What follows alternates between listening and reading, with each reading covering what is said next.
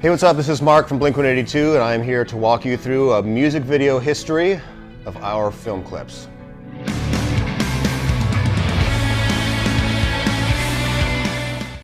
Damn It was the first real video that we made. The label still didn't really believe in us at all. They kind of let us do our own thing, so we came up with this video idea where we would go to a movie theater and I would see my ex-girlfriend there. Our band's manager was actually in the video. He plays the popcorn salesman. And yeah, we went up to LA and there was an actual film crew and it was really cool. What's My Age Again was the first video off of Enema of the State. It was our first single off of Enema of the State. And Marco Siega, the director, had this idea, why don't you guys run around the city naked? And we trusted him. And the video turned out actually really good. It was very edgy for the time, not something I would do again. The video shoot for What's My Age Again took 3 days, as videos back then did, and we spent a lot of time with flesh-colored Speedos standing around the streets of Los Angeles. It was really awkward. I don't suggest it. All the Small Things was also directed by Marco Siega, and he told us the video concept, and I remember at the end of the video saying, "This isn't funny. Nobody's gonna like this video. There's nothing funny about it." And it ended up being probably our most well-received video, and people thought it was genius.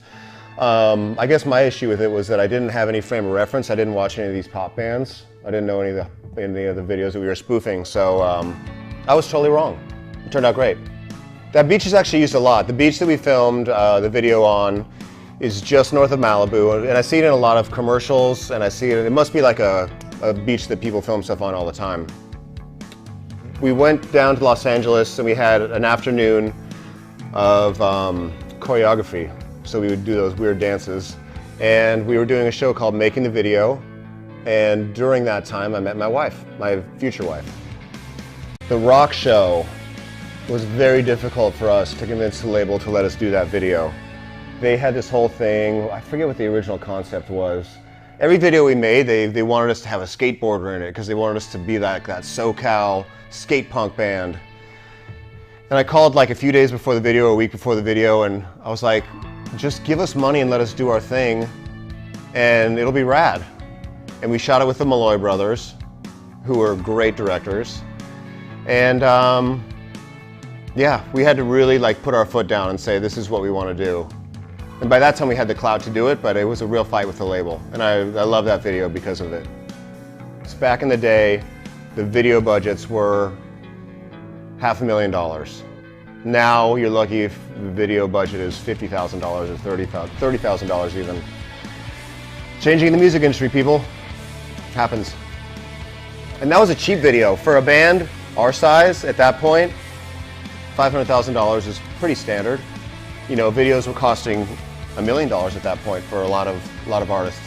Yeah, it was really weird. When we were running around trying to give money away to people, people thought we were, like it was a scam somehow. A lot of people wouldn't take the money. It's very strange when you try and just give people things. Everybody's so protective, which I would be too. If someone walked up and tried to hand me $100, I wouldn't take it.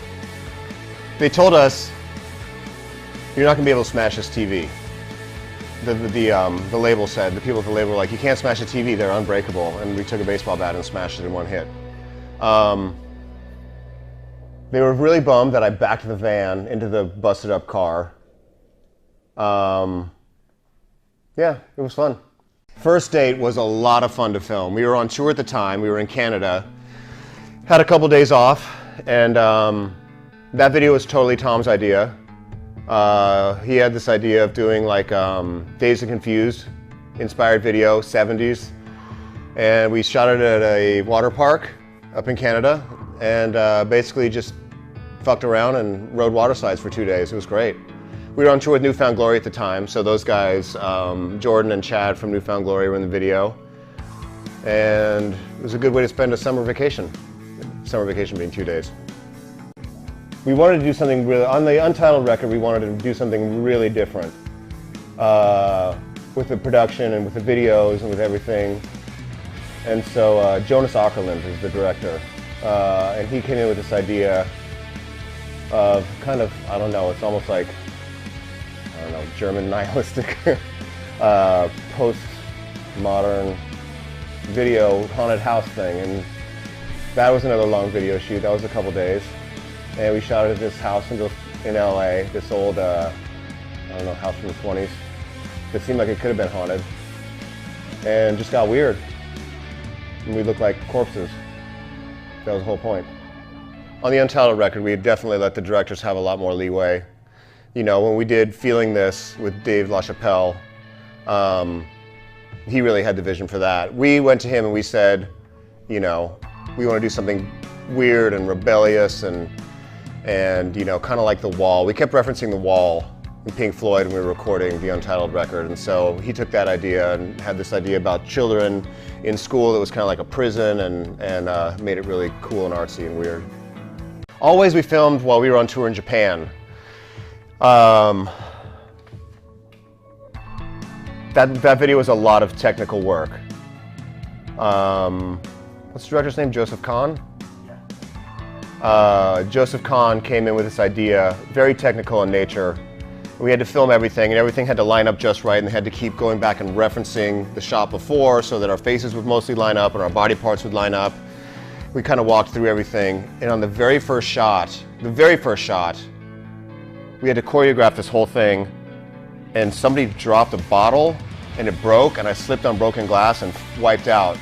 And it was not the best way to start off a video shoot, but the video is really genius and really cool. He did a great job. Definitely the most technically difficult video we've ever shot. It's meant to look like it's one take, and the takes were actually pretty long. And it was all really choreographed. You'd have to go in, walk in on one side, and then it would pan to somebody else, and then you duck down, and it would pan back around, and somebody would be in your place, and then you'd have to walk behind the camera to get over here. It was really difficult. And I remember we were all drinking a lot of red wine that day, so it became increasingly difficult. No, I don't suggest that either. No, that was actually in Australia. Yeah, we were in Australia, and the big thing was that we were filming in the same studio that the Wiggles shot their TV show in. And they were off at the time, so that's why the studio was available. Up All Night was a video that we shot in Los Angeles in a neighborhood that is now abandoned and pretty much used just for television and movie shoots. I reckon you'll see it in commercials and stuff all the time. If you look at the buildings in the video and you watch some TV, you'll see it in ads and stuff all the time. I think we just shot that in an evening, but it took a long time. It was a very long night. But it was cool because we got to put our kids in the video and it was fun. She's Out of Her Mind was born out of a video idea that Travis had where we would not be in the video at all. It would just be models playing our instruments, and somehow that morphed into, why don't we do a spoof of the What's My Age Again video, but instead of it being us in our 40s, have it be women models, and that morphed into these YouTube and online personalities, these women that came and did it along with Adam Devine. Devine? How do you pronounce his name? Yeah. Who I'm a fan of and who I've met and become friends with. It was a good idea. And the best part was we didn't have to do anything for it. And you don't have to see us naked in our 40s. Not good. Home is Such a Lonely Place is probably, well, it's one of the easiest videos that we've done because we just were at home with our families. And Gold Watch came in with literally just a handheld 16mm camera, filmed us for the better part of the day, and it came out for one show. And consequently, I think it's our most honest because it's us literally at home and it has stuff that, you know, people would never see. Notes that I wrote to my wife before I left on tour, us hanging around the house with our dog.